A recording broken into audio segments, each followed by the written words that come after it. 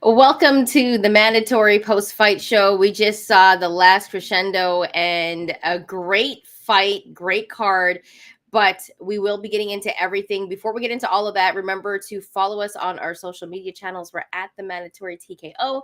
Also, hit that like and subscribe button because it helps the channel grow. And we do appreciate you if you already have. Also, you can find us on the audio side. So, wherever you find your podcast shows, make sure to follow us on there. Also, leave us a rate and review and give us a 5-star because, I mean, why wouldn't you? And we just saw arguably one of the best cards of all time. We will get into that. But, Bryan, I think before we get into all the fights, I also want to mention that this is an interactive show, so keep the comments coming because we are going to get into all of your comments. But Bryan, your thoughts just really quickly on the entire card and what we saw this afternoon or this evening because you're on the East Coast there. I think we're overdoing it a little bit. It was a good card, but I mean, we were people were like, "Hey, this is the best card we've ever seen," and then we saw a couple of people had to drop out because of illnesses. One of which I didn't think mattered anyway. Floyd Schofield, all due respect, I didn't think he was going to put up much of a fight against Shakur Stevenson, but we saw some good fights, we saw some entertaining fights, and we saw some close decisions, which I think was good. Ultimately, though, the main event is where we're going to start. Dmitry Bivol avenges the first loss. And for some people, I mean, I thought he won the first fight. So, and there are some people who are going to say that he's 2-0 against Artur Beterbiev. I think this one was maybe a little more obvious than the first one. And I feel like this one's going to have less debate, but we'll get into that. Yeah, I think there might be a little bit of a debate for that because I think both fights were, well, the first one I did have Dmitry Bivol winning as well, but facts are facts and Beterbiev won it on paper, according to the judges. So right now it's tied, but Dmitry Bivol beats Artur Beterbiev by majority decision. The cards were 114-114, which is a draw, 115-113, and then one other judge had it scored in favor for Dmitry Bivol, 116-112. Drop your comments on what you think about the scorecards. And Bryan, we'll start off with you. Let's start off with your scorecard, how you had it scored and what you thought about the fight. I had it 115, 113 for Bivol. Honestly, it could have been 116, 112. One of the judges had it that way. I was toying with the idea of this being a 6-3 fight after 9 rounds because Dmitry Bivol to me won 1, 2, and 3. I think 3 was the one that's a little bit more of a toss-up. I saw some people giving 1 to Beterbiev. I didn't think that was the case. Beterbiev unquestionably won 4 and 5. And then 6, 7, and 8, you saw well 4, 5, and 6, I think it was, but in that mid to late range, like the second half of the fight, you saw Bivol actually kick it into another gear, which wasn't as much the case last time around. Where Beterbiev really won the fight last time was sweeping the last 3 rounds, and it was unquestionable because Bivol was inactive and was, while still moving around and trying to create those angles, Artur Beterbiev was just walking him down and just throwing kind of what he wanted. And this time, that sort of happened earlier, like started happening in round 4, round 5. And it was like, okay, is Bivol just conserving his energy to turn it on later? Or is this kind of it? Did he like rush out the gate too quickly? Did he stand and trade too much? Did he catch a punch, like a left hook to the body or something along those lines that he didn't love and just, opting not to exchange anymore? But no, he ended up putting it together. And I felt like, while he was still moving and using the ring to his advantage, which is what he should do against Artur Beterbiev, he was still landing combinations. I felt like he was inside a little bit more in this fight. I felt like he was taking more chances. And we were talking about, look, if he's going to win this fight on the judges' scorecards, he has to take more chances in these sort of exchanges. And I feel like he did that. I think he did that enough to warrant a victory. So I gave him 7 of the 12 rounds. I thought it was very close. The one judge who had it a draw, I don't think that's crazy at all. But it felt like this would be a Bivol fight, which obviously sets up part 3, which I don't think we're gonna get in 3-4 months. I feel like both of these guys probably want to rest. They're both older, so maybe in the fall we'll see it again. Yeah, I actually had it scored 114-114. I thought it was a draw. I thought through rounds 3, 4, and 5, I gave all of those to Beterbiev. And I thought round 6 was a swing round. So I thought that could be scored very differently. but the first 2 rounds I gave to Bivol. And then after, in the second half of the fight, I thought Bivol really did turn it on, and he was landing combinations and pretty distinctive combinations on Beterbiev as well. And there was a little bit of a moment where I felt that Beterbiev let the 8th round and the 9th round slip away from him. Like, we didn't see him being like the same type of work rate that he had earlier. So I feel like if you had Beterbiev winning, I don't know about that for this fight, but some people may have. I feel like if you had Bivol winning by just 1 round in this fight, I would totally be okay with that, and I wouldn't be mad at it. But I had it scored a draw, and I thought that in the later rounds, Bivol did what he had to do to get the victory. So I'm actually not mad at this, but I did have it scored a draw. I do feel like at one point in this fight, Beterbiev was kind of dominating, and then he kind of like took some rounds off, and I feel like this is such a close battle between both of these guys. Some of these rounds I feel like you could have gave to either guy, but round 6 I feel like was a big swing round. Let us know in the comments how you had it. I'm not mad at Dmitry Bivol winning this one. I just feel like 116, 112 was a little bit too far apart for one judge. I think if you kind of gave it to Bivol by 1 round, that's definitely fair. I'm not going to be mad at that because I had it scored a draw. But it does set up, and of course, we're going to get possibly a third fight, a trilogy fight between these two, because why wouldn't we? It makes the most sense for both sides in terms of them getting money. Not saying that it's a conspiracy theory here. I'm just saying it makes the most sense. But Sure. you did hear Bivol say in the post-fight interview that he was going to take some time off. So here's the thing.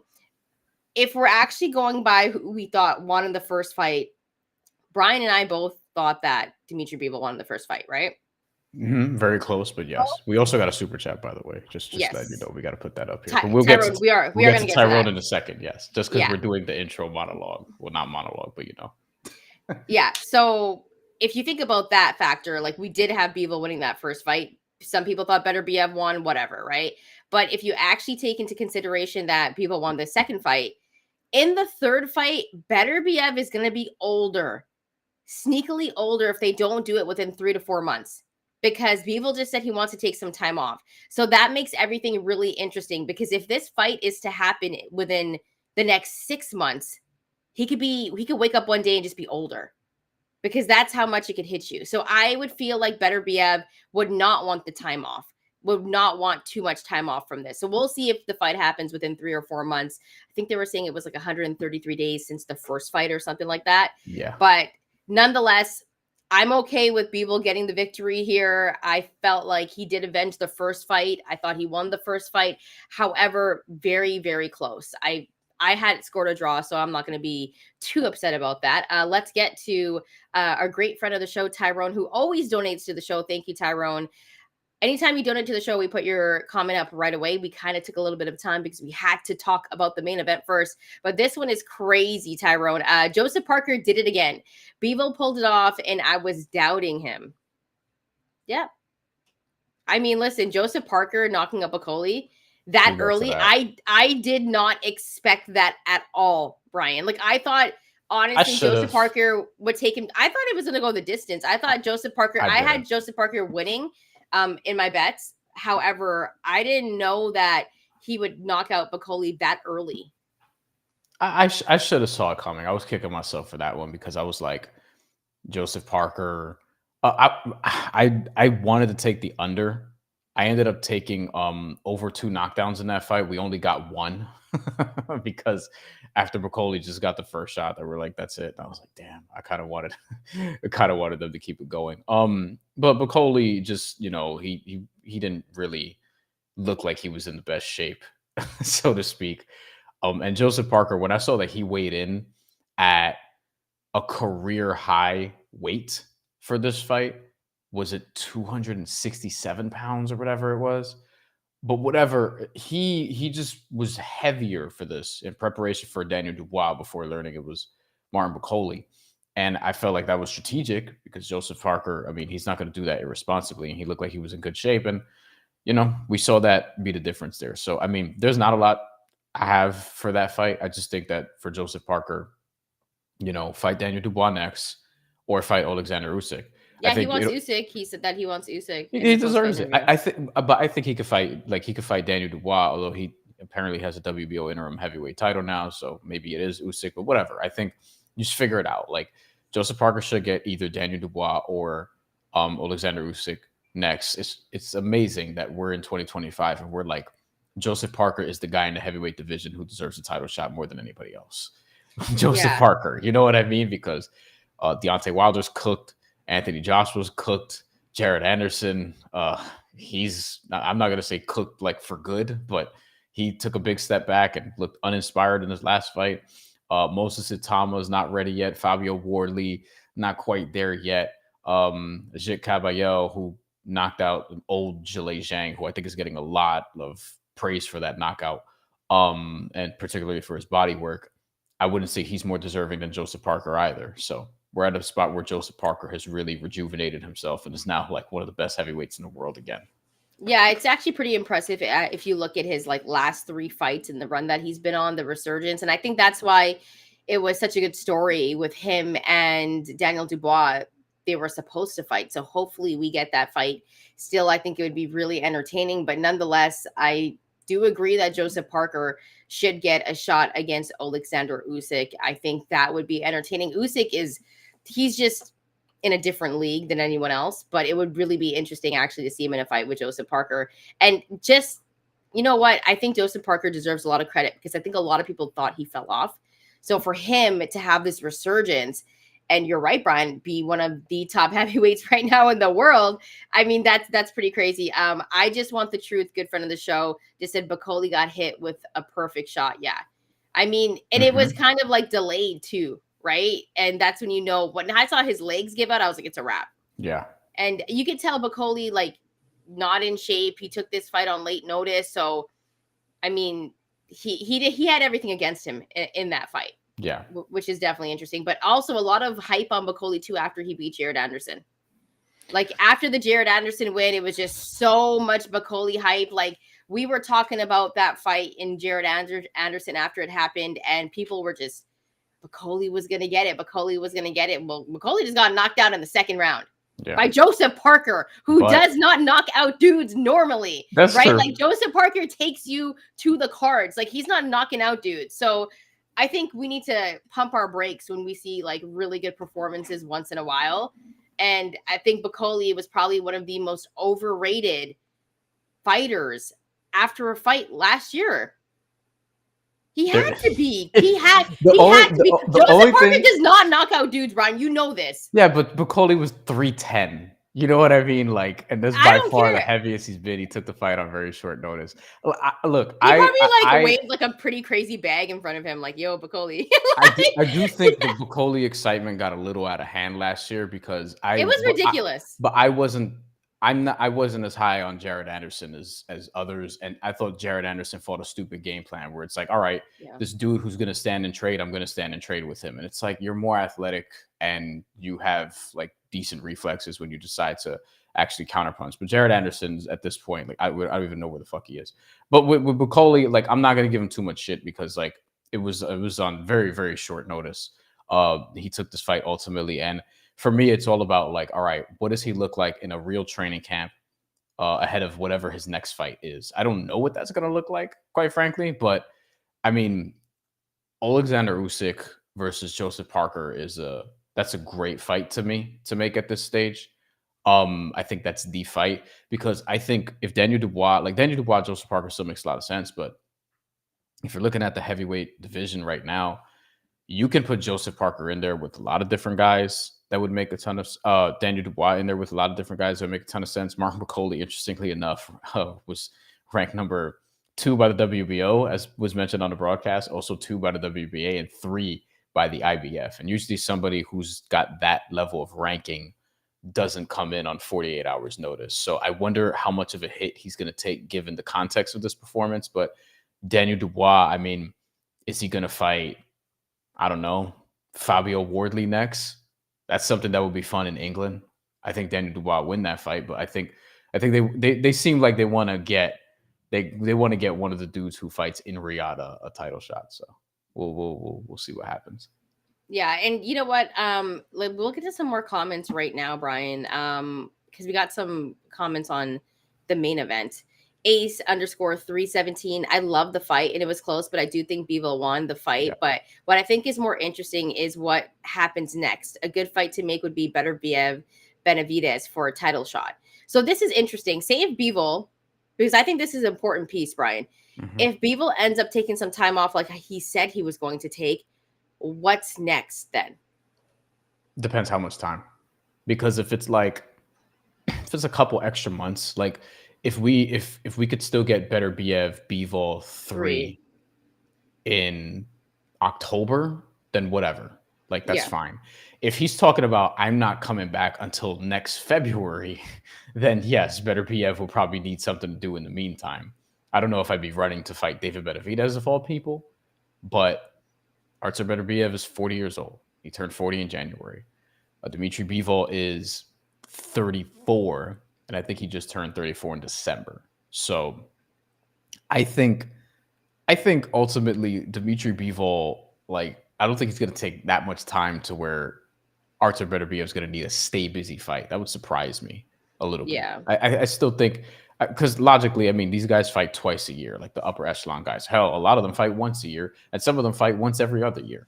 But in the case of Dmitry Bivol, Artur Beterbiev, I still think it's a fight we can get late in the year. So I wouldn't stress out about, hey, Benavidez needs to fight Artur Beterbiev. It's like, no. And if I'm Artur Beterbiev, honestly, I'm not taking another fight next, unless it's the Dmitry Bivol fight. I don't care when it is. Like, I'm Yeah. absolutely, I'm just gonna fight for the title again. And if I win, I win. I lose, I lose. But this is it. Like, there's no other fight that should interest him at this point. Yeah, and at the same time, like I don't think Beterbiev has to entertain a Benavidez at this point, right? Like this is the No, fight that I think everyone wants to see now because it's a trilogy fight. It's for undisputed, and these guys have given us two really really good fights, two very good entertaining fights. So I do believe even if it's a 6 month delay, I think it might even help Beterbiev because he's still wearing that on his knee. Like he's getting older, sneakily older, like really old at this point. And I think that he could easily just beat, if not easily, but if he could beat Bivol in the trilogy fight, I think he could sail off into the sunset and just call it a career. Because what else would Beterbiev have to prove at that point? both of them, both of them could. Jay drops an interesting comment. We'll get to that later. But that's one of my favorite things to talk about, as you know. Yeah.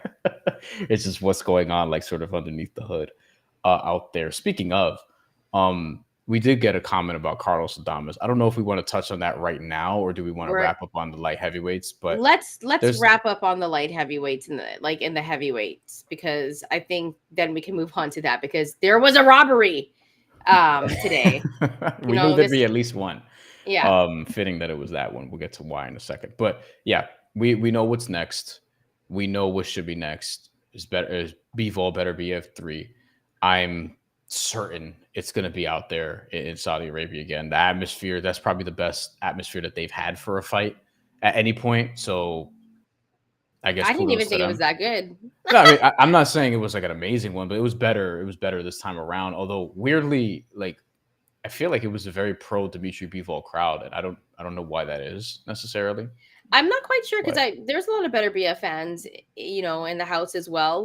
Lots of support there for both of those guys. mhm, But I think that's the only fight that these guys should be looking to, fighting that's it. each other for the trilogy fight. That's I it. don't think they got to look elsewhere. I think Benavidez has other options as well, and we'll kind of see what happens. But obviously, interesting name because when he beat David Morrell, that was kind of the rumor that was going around that he would be fighting the winner of Dmitry Bivol and Beterbiev. But because Bivol won this one, sets up a trilogy fight. So I don't think anything else is that confusing. As for Martin Bakole, yeah, he takes an L and he was ranked very high. So let's see kind of what happens. But I would still, Brian, love to see Daniel Dubois and Joseph Parker. But I do Agreed. believe that Joseph Parker also deserves that title shot against Alexander Usyk at this point.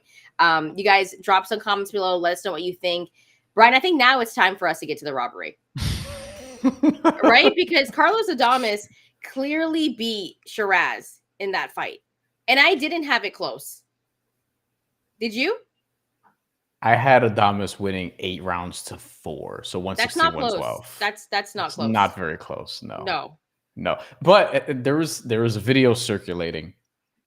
There was a video circulating Yes, yes. that Turk went to Hamza Shiraz's corner and was telling him, like, "Yo, you're down." Because like people are basically implying that he looked at the judges' scorecards. I couldn't quite make out what he was saying, but people are implying that Turk looked at the judges' scorecards and was telling Hamza, "You're down by this much. You need to pick it up. Whatever, whatever." Um, I'm not going to accuse anybody of anything, but all I'm saying is it's very clear if you just look underneath the hood of this fight. Carlos Adames was sort of chosen to be the guy that Hamza Shiraz takes the title off of. Like he was grooved to be the number one contender by the WBC. The WBC obviously has a lot of ties to Riyadh and boxing in Saudi Arabia. A lot of the titles or a lot of the fights that we see are from like WBC titles, WBC sort of interim titles and things like that, like out there, whatever the case may be. Tyson Fury serving as one example, having defended his title out there. So Carlos Adames is champion. Hamza Shiraz becomes the number one contender.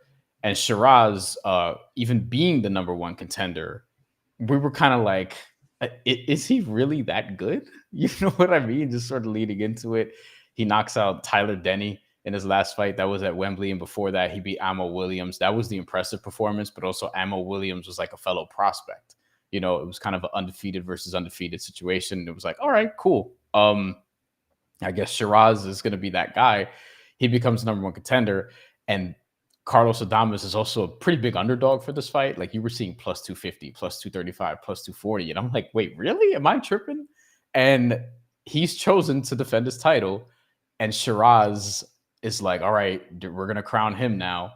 The crowd was booing Adames on the intro. They were cheering for Shiraz. We kind of know what was up there. And I thought Shiraz got outboxed easily. Yeah. Like he landed some jabs early on. The commentators on both the DAZN and the Sky Sports broadcast, because I was going back and forth because of reasons.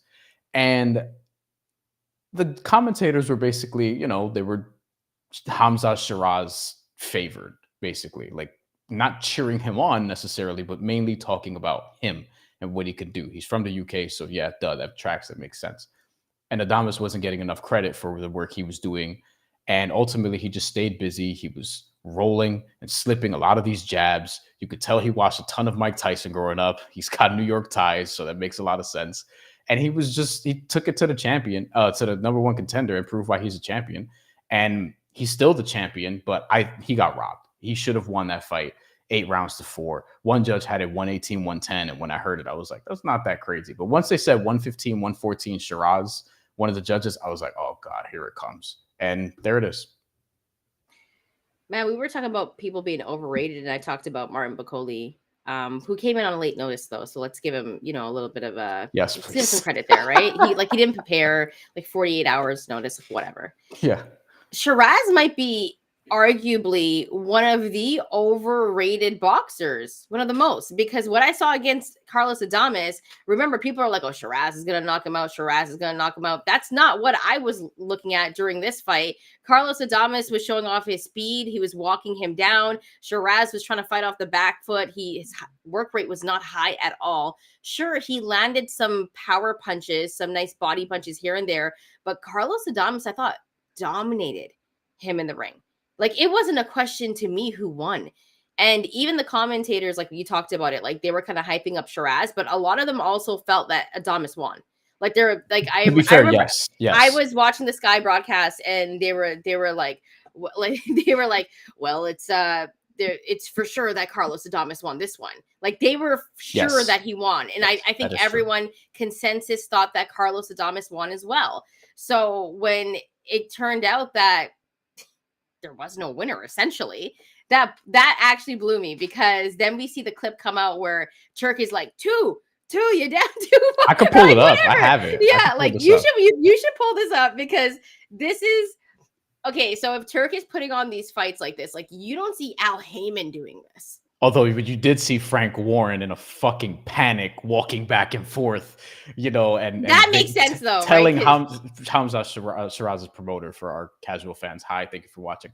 And he basically was like, "Yo, step it up, like you're losing this." Which a promoter, yeah, like that. A promoter, yeah, but a guy like you don't see Al Heyman doing this. Like Brian, find the You don't clip see Al Heyman, period.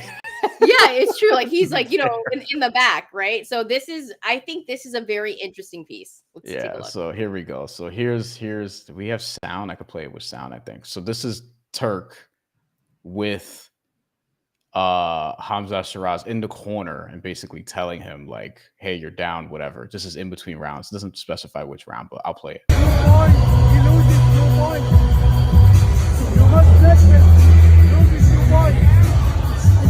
Like I'm losing by 2 points. And I probably got to cut it there before YouTube kicks us because of the Bone Crusher shit. But he's telling him there. Let me just play it on mute. You're down 2 points, and he's like, I did like that they played that though. I was like, oh, this is kind of a vibe. I haven't heard that song since high school, so that was like really funny to me. So he's pointing. He's got the 2 and all this shit, and it's like, ugh, not ideal there. I think that's a bad look. That's a bad look. Why is this even happening? Yeah, ultimately, like I want to get into the conversation about Saudi later because we got a comment about it. Because I have a lot of things to say. I even sent Brian like a voice note during the fights on WhatsApp about everything going on in Saudi. But I want to say one more thing about this fight. I don't need a rematch. I'm good. I don't think Shiraz should get right into. I don't think he had a performance that's worthy of a rematch. Just because it was scored poorly doesn't mean he should get a rematch against Carlos Adames. That's point number 1. Point number 2, if they do have a rematch, because they've seemed very hell-bent on getting Shiraz a championship, it should not be in Saudi, even though it will be. And it shouldn't be in the UK, even though it could be. Because Carlos Adames is the champion, and he should be able to defend it now at a place that makes a little bit more sense for the champion. Okay, wherever that may be. I'm sure that they'll just pay him a shit ton of money and be like, hey, come defend it back here, in Riyadh or whatever. We'll boo the shit out of you and then make sure the deck is stacked against you. So there's that. And this also reminded me of like, this happens sometimes in boxing, just because you have a prospect who is now a contender and you sort of groove a championship for them. It doesn't mean they're all of a sudden, just going to win that title. I remember a long time ago, Christopher Diaz, who was a super featherweight contender that Top Rank was pushing as one of these next Puerto Rican stars, along with Redacted, who was in prison. And they got him a title shot for, guess what title? The vacant WBO title, because with Top Rank, it's always a WBO title. And he's fighting this dude named Masayuki Ito for the title. And it was in Kissimmee, a lot of Puerto Ricans in Kissimmee, Florida, which is right outside of Orlando. And he lost. He got his ass whooped by decision. That's what this sort of remind me of, except Carlos Adames didn't get the win that he deserved. He got a draw. So there's that. Yeah, not ideal, but Carlos Adames, I thought, fought very well and raised his stock after this performance, and people could stop doubting him now. He's legit. And Shiraz might be one of the most overrated boxers, as I said, because he had a terrible performance. And that's a performance where I think he had to go, where it was a very big stage, where I think he had to show out, and he didn't. He clearly lost, and they gifted him a draw with that. So, yeah, I don't want to see a rematch for that either. And we'll see what happens to Shiraz, but they are definitely building him up to be a champ. And I think he has the fan base. Like, he definitely has the fan base. I think they love him in the UK. But nonetheless, I think that Carlos Adames got robbed. Drop your comments. We got some good ones. Comments. Yeah, let's get to them. Let's do it. Let's get to Jay. Actually, I don't like the Saudi. They're paying too much. Many boxers become lazy. I won't co-sign the very first part of that because obviously. But what I think, and I also think it's an incomplete sentence, but it's a thought. I think what the sort of danger of what we're seeing, though, from a long-term boxing perspective, is like the money that these guys are making from the Saudis. It's going to have other people who are just like maybe slightly above club fighter territory thinking that they're worth tens of millions of dollars just because they could fight in Saudi Arabia. And as long as they keep getting the money out there, like long-term, it's going to make other fights more difficult to sort of string together. I think that like there's a shelf life for all of this stuff. So I think the card was cool. They stacked it heavily. And I think if you're if you're Shakur Stevenson, like I don't know if I would have signed up to be third last. I don't know if I would have Virgil Ortiz. I'd sign up to be at a mid card fight against Israel Madrimov. And I also think they could spread this out a little bit more. Like I feel like you could have had like take the two best fights, take a couple of other really good ones. Like you could have had other events out of it instead of making this one big one that, I do wonder what the numbers are going to be on this and how many non-boxing fans were like, hey, I've heard about this. And, Artur Beterbiev, Dmitry Bivol, I'm going to tune into that. Or casual boxing fans. I'm sure some casuals did, but I do wonder how it's going to perform, especially stacked up against, Tank Davis, who's in a one-sided fight next week, but he's a big star. And I would love to see like how many buys each events get, how many interactions, all those different things, because Tank is a different type of star, at least around here, than Artur Beterbiev and Dmitry Bivol are, with all due respect. So I also don't think it was promoted the same. Like, I feel like the last Crescendo is such a big card, and I also feel like when Floyd Schofield dropped out, that they should have moved Shakur down. Like the NFL does it all the time. Have him fight in a different card. Yeah, or no, they could have kept him on, but maybe just dropped him all the way to the beginning of the fight. Yeah, I'm not going to sit here and lie, because I felt like the Virgil Ortiz fight in Madrimov was a way better fight.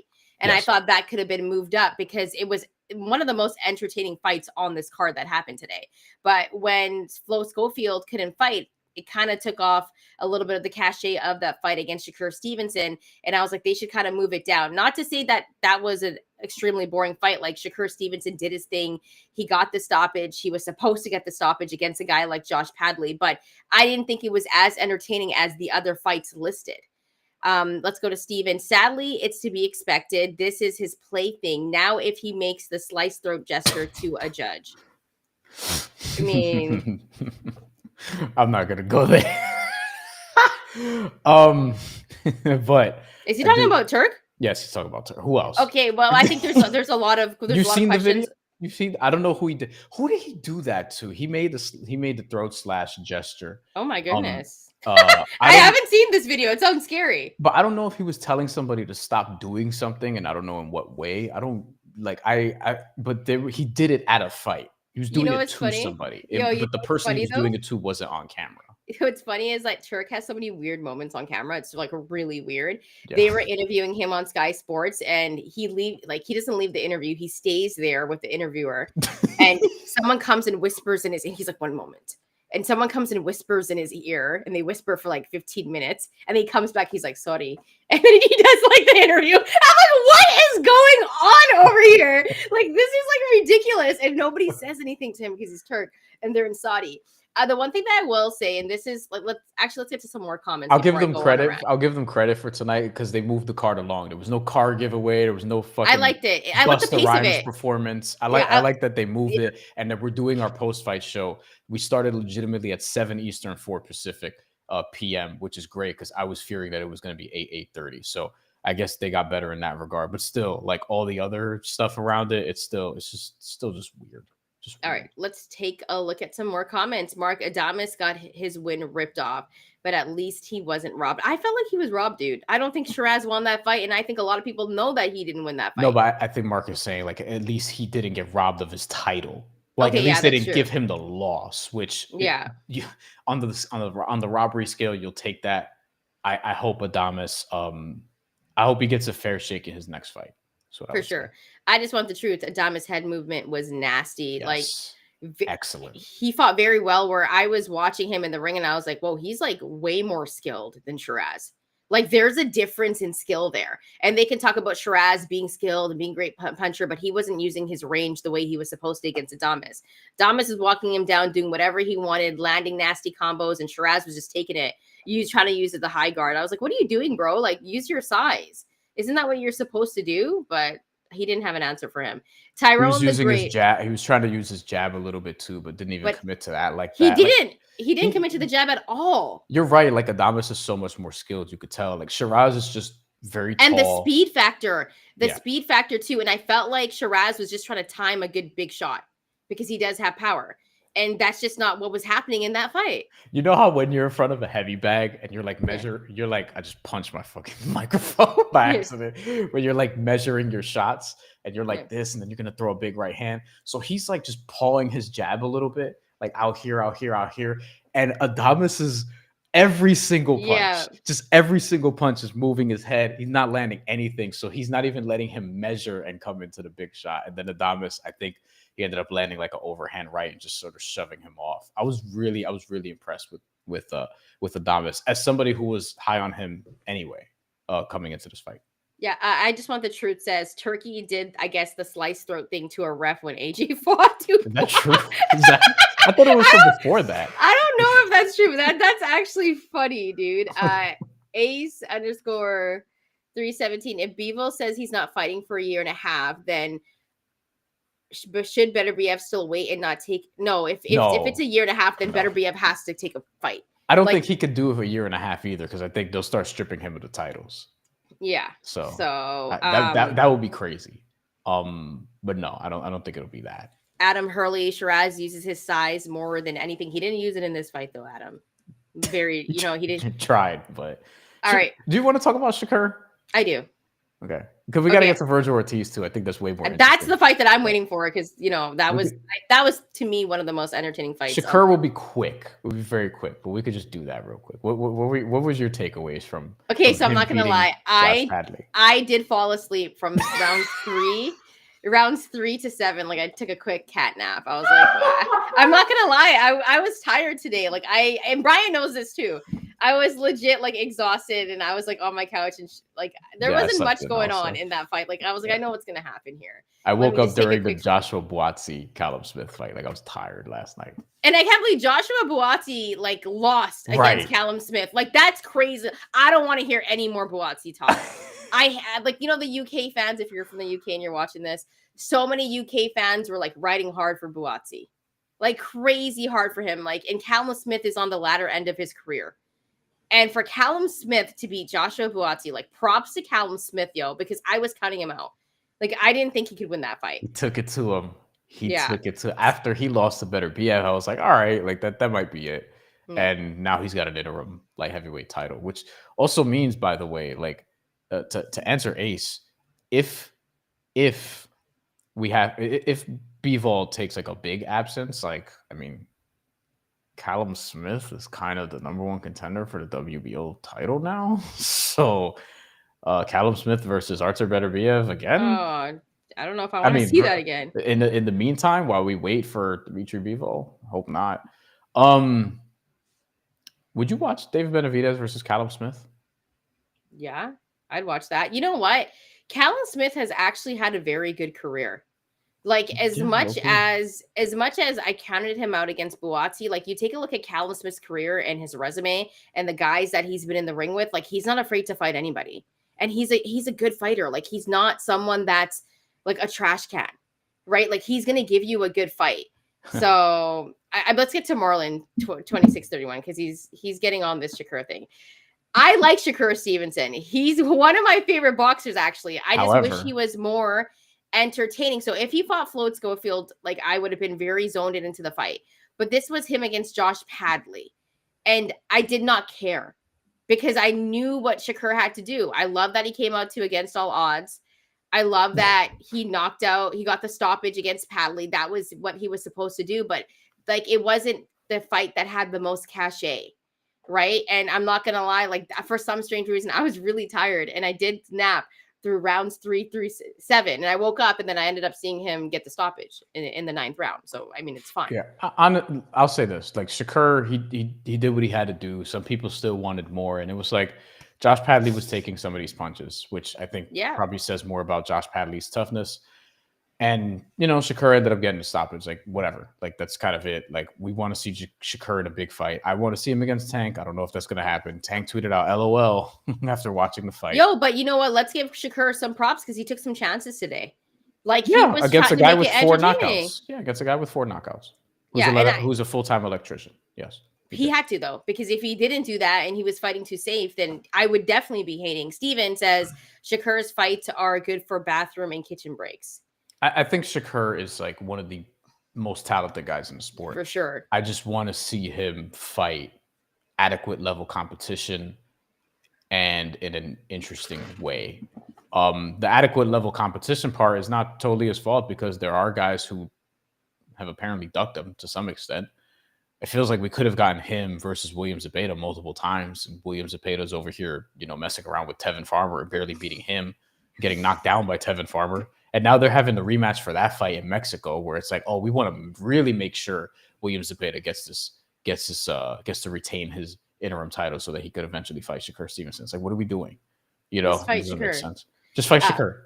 All right. Shakur. Like, so Adam Hurley says, I was hoping for Padley to KO Shakur. Padley took some big shots and stood in there, man. You got to give him some props. I'll watch Padley again. Padley was fun. I'll watch him again. He was entertaining from what I saw when I didn't fall asleep. Oh, and I'll say this too. Like, I wasn't too interested in Shakur versus Floyd Schofield because I felt like he was just gonna outbox him, and he was. But I mean, Floyd usually. Schofield's like a young guy coming up. So yeah. I was interested in that fight. I was very interested in that fight, but I felt like Shakur would have dominated him. Marlon 2631 says the Shakur hate is insane. Adam Hurley says you'll have to tell me how someone can be a Shakur fan someday, Shantelle.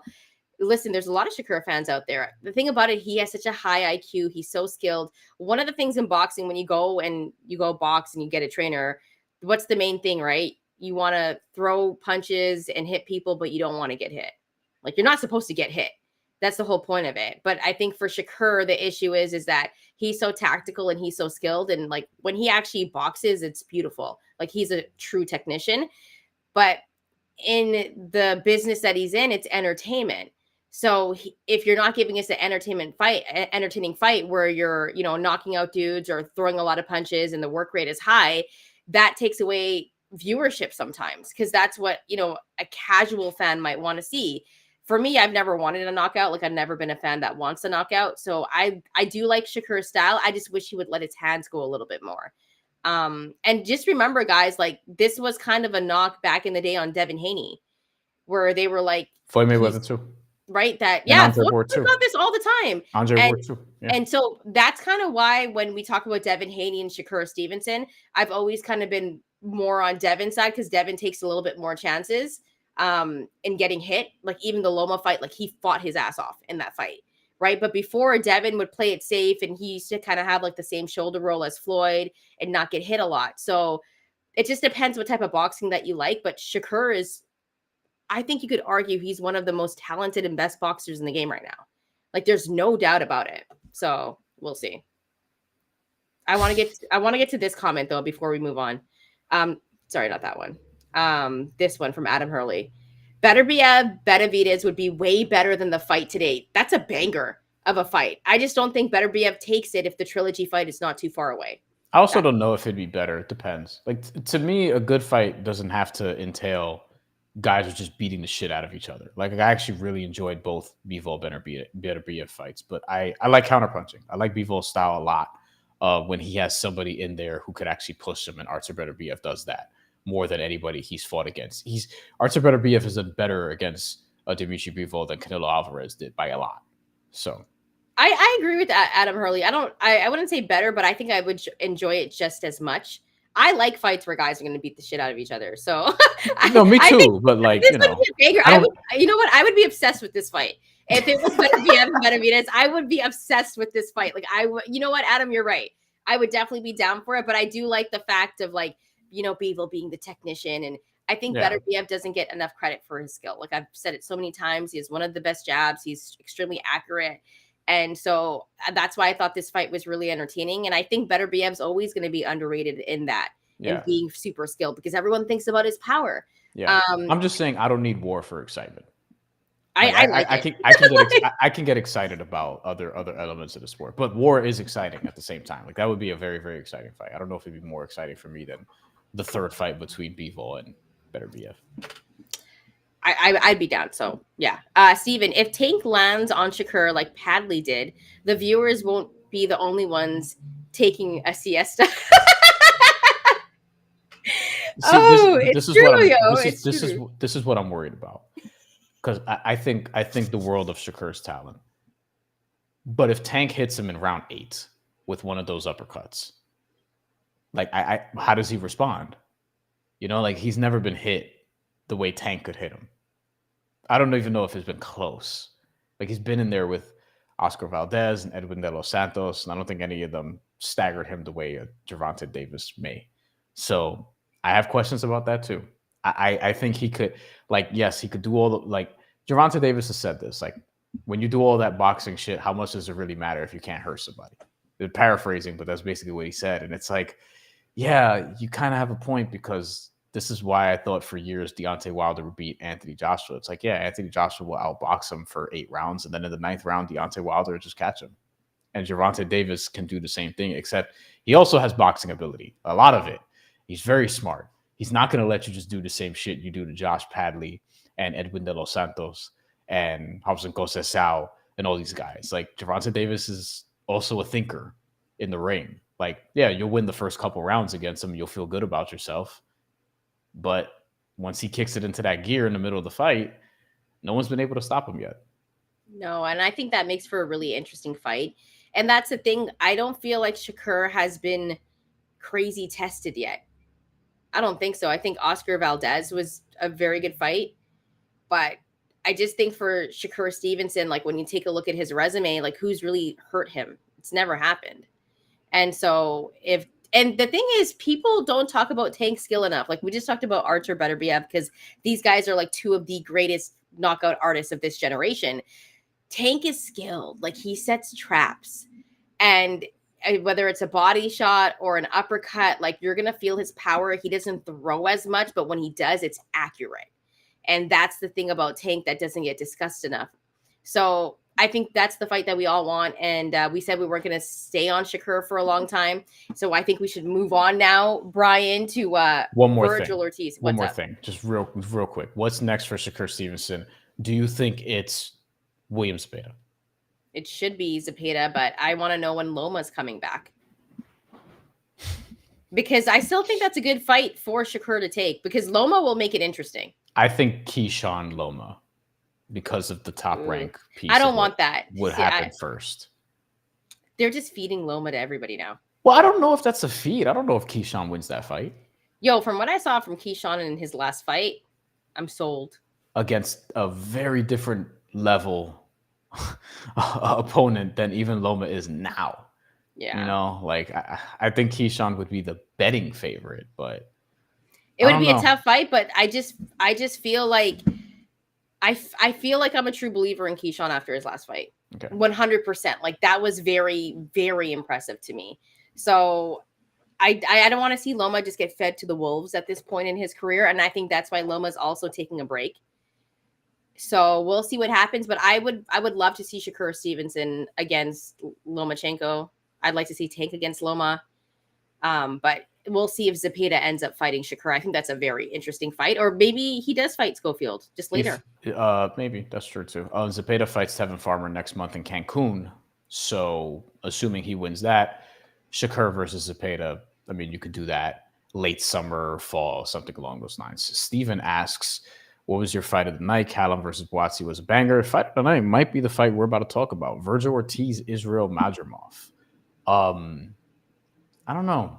I was very entertained. I was entertained by this, but how do y'all feel, chat, about Virgil Ortiz coming out of this performance? I think he looked like Virgil Ortiz, which, you know, for better or worse, I mean, there's some flaws there that I feel like are potentially exploitable. I just don't think Madrimov is the kind of guy to exploit all of them, though he did early on. I thought it was a classic Virgil Ortiz type of fight. He's going to go in there. He's going to have a high work rate. He's going to get hit, and he's going to put on a good performance, show his power. And I thought Virgil Ortiz did enough in that fight to win that fight. I thought Madrimov did, have some good moments in that fight too, but Virgil Ortiz won that. And I thought near the end, he looked really good. Are we sure he won the fight? Is my question. Yeah, I'm more than sure he won the fight. Okay. People were saying it was close. Did you have Madrimov winning that one? No, but I like 114 was on the table. Like, he had 2 115 113s, and there was a 117 111, which I thought was very, very generous. Very generous. Yeah, I don't think I agreed with that one, but I thought Virgil definitely did enough to win that fight. And it's 2 fights now back to back. Who does he fight? Who does he fight next? But that's the thing that I like about Virgil is he's not perfect and he makes mistakes, but then he makes adjustments and he ends up winning. Like, that's what I love about Virgil Ortiz. Great point. And he's arguably one of the most entertaining fighters right now.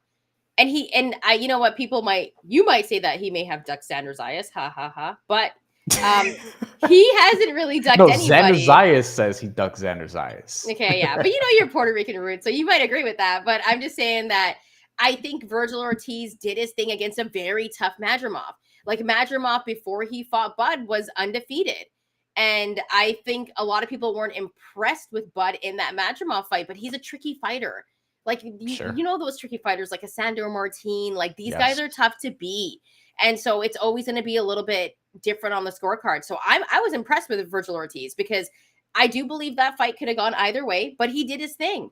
And so I think we got to put some more respect on Virgil Ortiz's name. That's what I think. He's beating tough guys out there. We'll talk about what's next for Virgil Ortiz after beating Israel Madrimov, because this could go one of a lot of different directions. Do we need to put in Xander Zayas against Madrimov now just to see where he's at? Is he ready for Madrimov? Because I think Madrimov is a tough fight. Yes, he's ready for Madrimov. Yes. I don't know, because I think we still need to see more from Xander. I think he needs a one more name, then Madrimov, and then a big fight. That's personally what I think, Brian. Like, here's 10 minutes on Xander Zayas. Like, are we doing this again? Like, oh, come on. No, because we're treating Madrimov like Xander Zayas can't beat him. I think he can beat him right now. I don't think that's the fight I don't think that's the fight that they're gonna make next, though. I don't think Top Rank is gonna be like, all right, let's give you the guy who lost twice in a row, even though they were to Terrence Crawford and Virgil Ortiz. Like, he's going to get the Puerto Rican Day Parade fight. The guy who's campaigning for that is Charles Conwell.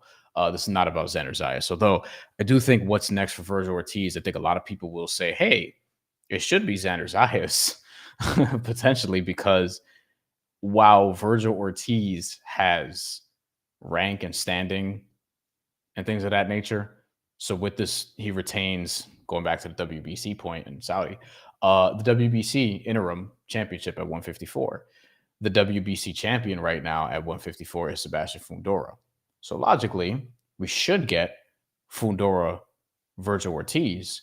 Fundora, however, is defending his title soon. I think that's in April that he's fighting Cordell Booker.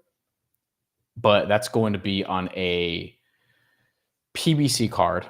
So business-wise, I wonder how this would get done between Sebastian Fundora and Virgil Ortiz if it were to happen. This fight is actually going to be March 22nd. Sebastian Fundora, Cordell Booker, a friend of the show, Elijah Garcia, also going to be on that card against Terrell Gausha. So is Virgil Ortiz going to get the title shot next is what this comes down to for me, because that's where he is in terms of rank. He just has a WBC interim title. Let's remember that Sebastian Fundora has a WBC and a WBO, and I feel like boxing is going to boxing here. There's going to be a game of chicken. One of these two sanctioning bodies are going to get a title off of. They're going to force him to vacate. Like somehow they'll be like, hey, you have to fight this person. You have to they'll figure out a way to get the title off of him. It feels like, because WBO interim champion is Terrence Crawford. Terrence Crawford, we know, is going to fight Canelo Alvarez. He ain't fighting Sebastian Fundora. Virgil Ortiz is the interim WBC champion, and it's like, is the WBO going to figure out a way to get the title? Creative way to get the title off of Fundora so that they could have Xander Zayas fight for the vacant title? Or is WBC going to figure it out so that Virgil Ortiz just has a title? I think some shady shit's going to happen at 154 over the next few months. That's my feel on this. Well, I think that's the fight to make, though, is Virgil Ortiz and Sebastian Fundora. And I do think Xander Zayas should fight a guy like Jesus Ramos. And then if he was to beat Jesus Ramos, then he should fight Virgil Ortiz. That's what I think. Because Jesus Ramos is on that card, by the way. Yeah. And here's the thing. I think that Virgil Ortiz would beat Sebastian Fundora. And that's a good fight. I wonder if Fundora goes back to his old ways. Because because against Tim Tszyu, like, he was actually like fighting like how he should fight. And I was like, oh, this is not like how Sebastian Fundora fights. But as you know, like, Virgil Ortiz will make you fight in his pace, and he'll make you fight on the inside. So Fundora's gonna be like, oh, let me go back to my old ways and fight in the inside, and boom, get knocked out by Virgil Ortiz. Like, if Virgil Ortiz and Sebastian Fundora fought, I would bet the knockout. Virgil Ortiz by KO or stoppage. That's what I would be betting. Yeah. But I think that's the fight to make. Virgil Ortiz, Sebastian Fundora. That's a massive fight. And the Mexican fans would love it. The Mexican-American fans would eat that fight up. Like, you could do that because Virgil Ortiz is from Texas. You could do that fight like in Dallas. You could do that fight in San Antonio. Like you could do that fight in Arizona if you wanted to. That's a good fight. The WBC rankings are funny because number one, so it's Fundora, Ortiz, because they're the two champions. In terms of contenders, number one is it's Serhii Bohachuk, who Virgil Ortiz beat, barely, but beat by majority decision. 2 is Madrimov. We'll see where he is after this. 3 is Xander Zayas. 4 is Charles Conwell. I just had the thought, what if Charles Conwell, he's doing all this campaigning for Xander Zayas, and I'm here saying, like, I don't know if Top Rank is going to give it's going to do Xander Zayas versus Charles Conwell Puerto Rican Day Parade weekend. I feel like it's going to be like slightly a cut under that in terms of level of competition. We could talk about Charles Conwell in a second in terms of where he's at. But I feel like, what if Charles Conwell just fights Virgil Ortiz next? Like, what if that's the fight that we see for the interim title in the meantime? But it's not the best fight, you know. Like, you don't think Virgil. So? That's a pretty good fight. I think it's a good fight, but I'd rather see Virgil and Fundora. What's the holdup? Well, what are we waiting for? He has to be Cordell Booker. I don't think that's a layup for Sebastian Fundora. That's true. What about Bakram? Are we forgetting about him? Bakram is absolutely. I think he's scary. Like, are people avoiding him? Probably. He's an IBF champion. He's not a sexy name, and he has a style that's going to piss you off and probably like destroy you. Like Bakram Murtazayev. Actually, we got a comment about him earlier. I think it was a friend of the show, Mateo, who said, got a lot of comments we got to get to. Sorry, guys. Please drop some more comments before we get out of here because we're going to get to them. Super chats also, they take over the show. So if you got any, please do. Mateo says, need to see Ortiz versus Murtazayev now too. That's a good fight. That's a very good fight. If Virgil Ortiz takes that fight, he's nuts. I don't think he believes that he's going to lose to anyone. Like, I think he thinks he's the best fighter every time he's in the ring. And so that's what I love about it. But that's like having a death wish. That's like trying to commit sue. You know, like, okay, all right. Yeah, like that's a tough fight. Like Bakram is a guy I feel like you don't want to fight in this division. Where is Erickson Lubin? That's a good fight. Supposedly he had a fight coming up in the spring that might be Pro Box TV, but I mean, it doesn't seem like it's official yet. He hasn't fought in a year and a half. That's the thing. That feels like somebody's Zayas to fight. Eric, yeah, but that's a tough fight for Xander Zayas. Like, that's not a layup. And it's good. Lubin's only 29 years old, but I feel like he's like 38. Like, he's been around forever. Yeah. You know, and he's so underrated. Like, I'm a big fan of Erickson Lubin. I know he's got a couple of losses. I don't care about that. He's been in the ring with some dudes. I think so. Okay, here's what I think happens.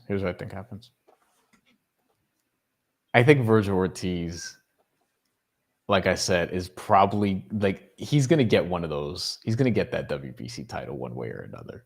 I'm not sure he has to beat Sebastian Fundora to do it. Like, I could see Fundora winning, and then like both sanctioning bodies are like, hey, you have to fight your mandatory, and then he has to give up one of the titles. So it's like, oh shit. Like, I feel some bullshit's gonna happen here, honestly. But not an email champion. You know, we don't want that again. I think I just think that they can make a very entertaining fight, and it could be a blockbuster fight because I think Virgil Ortiz and Sebastian Fundora it's a massive fight. Maybe I'm being a nerd, but I love that fight. How does it happen though? Like, Virgil's not going to PBC. Yeah. And I don't know the name. Look, Fundora, this could be the last fight in this deal for all we know. I don't know. But like if that happens, then Turk's gonna come in. And be like, guys. Then that's the answer. He's gonna be like, guys. And he's gonna come in. You know what I noticed? I hate that the fights are in Saudi.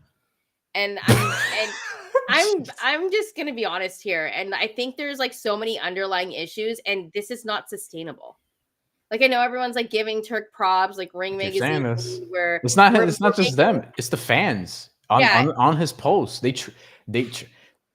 We're in a climate now where people are just falling all over themselves for dudes with money, essentially.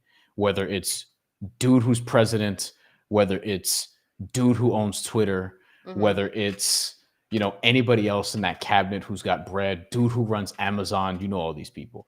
And Turk is being treated the same way.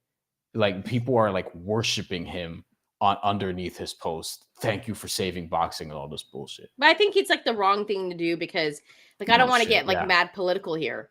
But I don't know if you guys notice, but take a look at the crowd when you're watching these Saudi events. It's all men. It's like a sausage fest.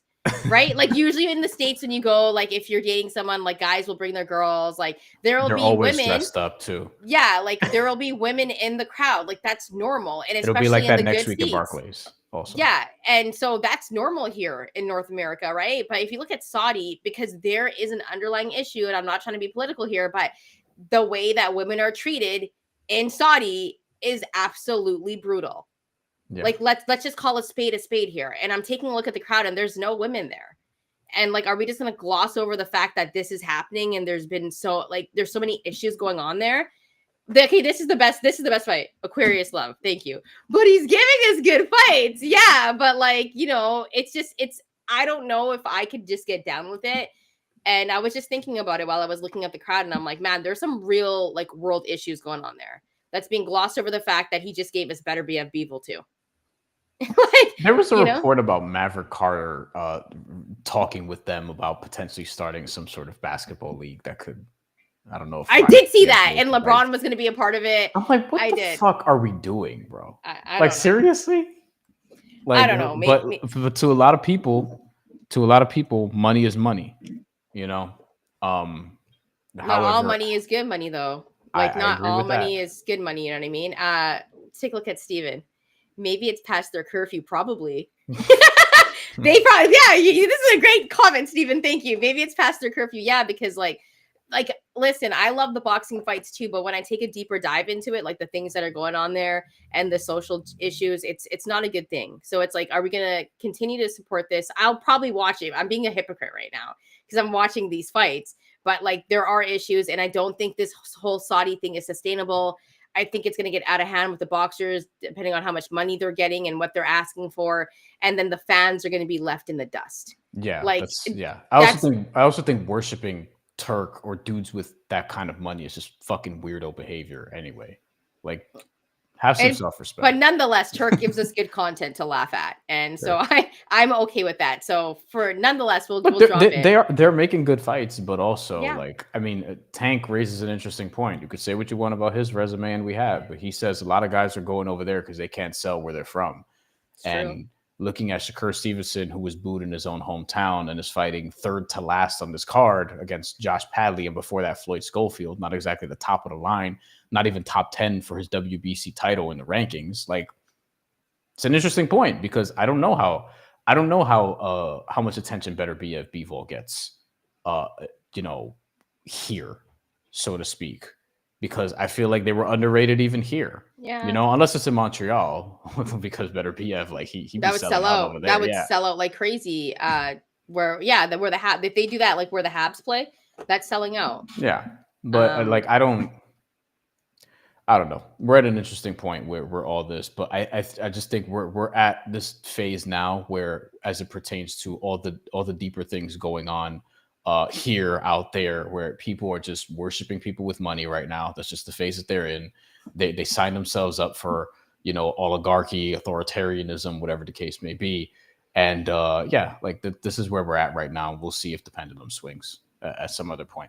Ace brings us back to boxing. Thank you. Would you guys rather see, listen, these are important conversations, but I know some of y'all ain't trying to hear this shit, so we'll move it along. Yeah, we're sorry. Would you guys rather see Tank versus Shakur or Tank versus Teofimo? Tank versus Shakur for me. I don't even know. I'd rather see Tank versus Teofimo, but I would love to see what I think Tank versus Shakur could be like one of the greatest fights of this generation because it's two of the best. I think Teofimo, like his ad takes lately have been kind of pissing me off. I think he's been taking it a little bit too far with the whole race stuff, even though he's trying to be funny. It's like posting racist shit. Yeah. Yeah. Like it's, you know what I mean? Like, so it's just not cool for me on my end. Especially with the whole monkey stuff. Like he just keeps saying it. Like he said it the other day.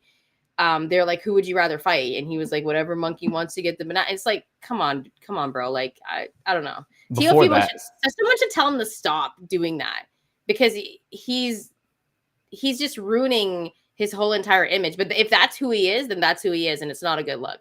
Keyshawn Davis, before he fought Dennis Berinchik, they did the press conference. I was there for this one where Bomac,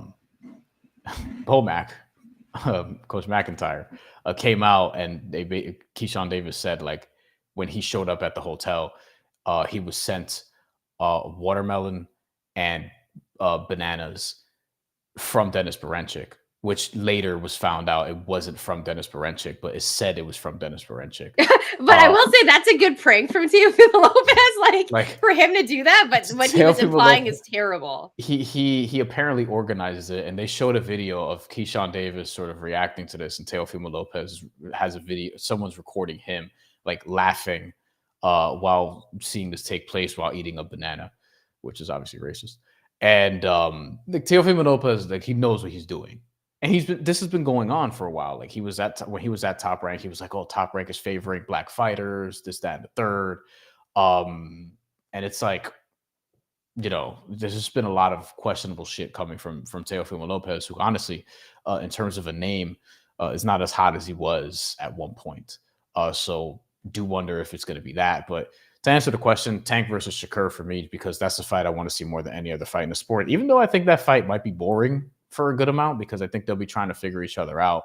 And then it's just a matter of, is Tank going to land the big shot, or is Shakur going to jab and straight his way to victory? Yeah, and also, Ace, the issue is that two different weight classes. Tank is fighting at 135 pounds, Teofimo Lopez fighting at 140, and Tank only fought there when he fought Mario Barrios, and he doesn't like fighting there because he doesn't feel like it's his natural weight class. Feels like 135 is. So I don't think that fight happens, but if it was to happen, I think he'd knock out Teofimo Lopez because Teo's chin is a little bit sus. I still want to see Tank and Loma or Tank and Shakur. So I would probably say Tank and Shakur would be the one that I would pick, because I think it would tell us a lot of things about who actually is the greatest. And I think if Tank won, people would stop hating on him. And I think if Shakur was to have a crazy performance, people might stop hating on him too. It's one of those fights. Let's go over to Steven really quick before we get up and out of here. I have a feeling Turk will team up with Dana to monopolize the sport. The CEO of TKO wants to repeal the Ali Act.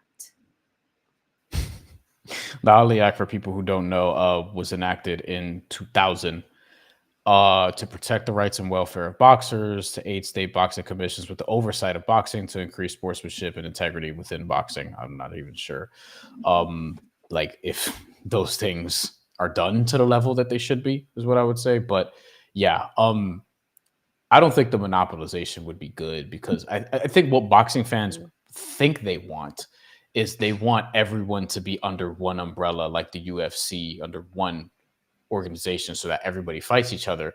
But then what's going to happen in boxing is, because we've been doing it this way for so long, if we start changing it and doing it that way, the boxers are going to make less and less. The promotions are going to make more, because that's ultimately who cashes out at the end of the day. And I think the adjustment to that is going to be very, very difficult. Like, I'm highly skeptical of the reported boxing league that's supposed to be forthcoming. They're putting this under the banner of like, hey, we're trying to make the best fight the best. And I think, while that's ultimately what everybody wants, on the terms we may and have been getting it on, like, it's not going to be something that sits right with a lot of people long term. Yeah, let's get to Marlon 2631. He said Tank and Shakur needs to happen. Tank been in protection for too long. A lot of people think that Tank kind of has not cherry picked, but hasn't fought the best competition. I would disagree. I feel like there are some names on his resume, but people want to see a name like Shakur on his resume. So I'm okay with that. Brian, any final thoughts before we get up and out of here? Yeah, he's got some good wins, but like Lamont Roach is inexcusable. Especially considering this is a fight that was originally scheduled to be late last year, and they postponed it and still made it. It's like, why are we so insistent on getting this fight? You know what I mean? Frank Martin made sense. Ryan Garcia was great. Like, that was a good one. I mean, the rehydration clause, which you've talked about extensively, probably not ideal, but still, there's that. Hector Luis Garcia, I was probably higher on than most, and that was the first example. That was one example of somebody coming up in weight. Isaac Cruz, Rolly Romero. Like, there's some good wins here, but this Lamont Roach one, this doesn't make a lot of sense to me. Like, this is the Tank And fight. Lamont's moving up. He's moving up a weight class to fight Tank. Yeah, which Keep I that don't in love. mind. Which I don't love. No. But he beat Hector Luis Garcia, so I mean, there's that. But I don't like if Lamont Roach makes it to like the distance here. Hats off. I don't see that though. Oh, I'm taking Tank by knockout. Yeah, for sure. All right, guys. Thanks so much for joining us on this Saturday afternoon, evening, depending on where you are on the East or West Coast. We do appreciate you. If you like the content, make sure to hit that like and subscribe button. Thanks so much for hanging out with us. And Bryan, I'll let you have the final words before we get up and out of here. And even if you don't like the content, thank you for watching.